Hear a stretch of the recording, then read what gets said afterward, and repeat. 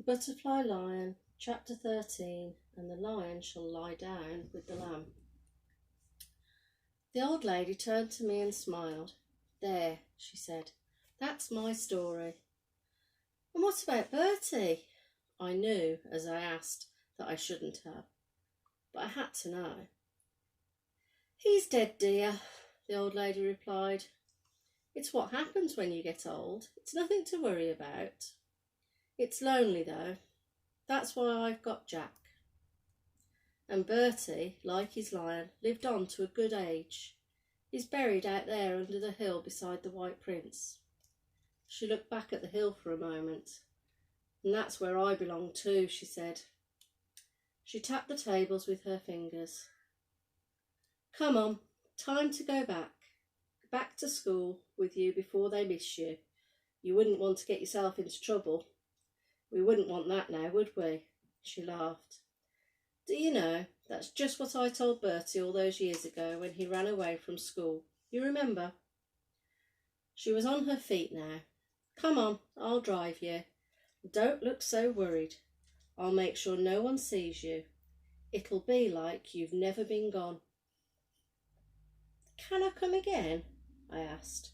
"Of course you can," she said. "I may not always be easy to find, but I'll be here. I'll just tidy away the tea things and then we'll go, shall we?" It was a very old-fashioned car, black and upright and dignified, with a leathery smell and a whiny engine. She dropped me at the bottom of the school park by the fence. "Take care, dear," she said, "and be sure you come again soon, won't you? I'll be expecting you." "I will," I replied. I climbed the fence before I turned to wave, but by that time the car had gone.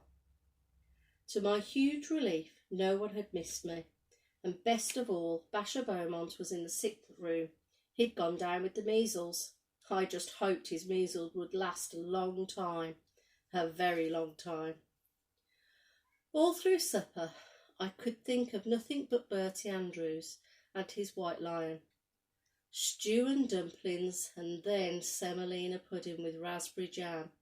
Again. It was as I was picking my way through my slimy semolina that I remembered Bertie Andrews had been at this school. Maybe, I thought, maybe he'd had to sit here and eat slimy semolina just like we did now. I looked at the honours board around the dining hall, at the names of all the boys who had won scholarships over the years. I looked for Bertie Andrews. He wasn't there. But then I thought, well, why should he be? Maybe, like me, he wasn't brilliant at schoolwork. Not everyone wins scholarships. Cookie, Mr. Cook, my history teacher, was sitting beside me at the end of my table. "Who are you looking for, Morpurgo?" he asked suddenly. "Andrews, sir," I said. "Bertie Andrews." "Andrews? Andrews? There's an Albert Andrews who won the Victoria Cross in the First World War. You mean him?" Cookie scraped his bowl clean and licked the back of his spoon. "I love raspberry jam." "You'll find his name in the chapel under the east window, under the war memorial. But he wasn't killed in the war, you know. He lived down at Strawbridge, that place with the lion on the gateway, just across the main road. He died maybe 10-12 years ago, soon after I came to teach here. The only old boy ever to win the Victoria Cross. That's why they put up a memorial plaque for him in the chapel after he died. I remember the day his wife came to unveil it, his widow, I should say. Poor dear, just herself and her dog in that great big place. She died only a few months later. Broken heart, they say. You can, you know. You can die of a broken heart.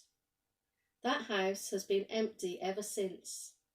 No family to take it on. No one wants it. Too big, you see. Shame."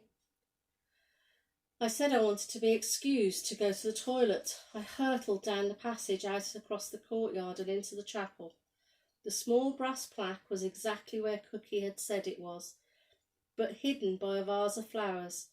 I moved the vase to one side, and the plaque read, Albert Andrews, V.C., born 1897, died 1968, an old boy of this school, and the lion shall lie down with the lamb. All night long I tried to puzzle it out. Cookie was wrong. He just had to be. I never slept a wink. Last chapter tomorrow.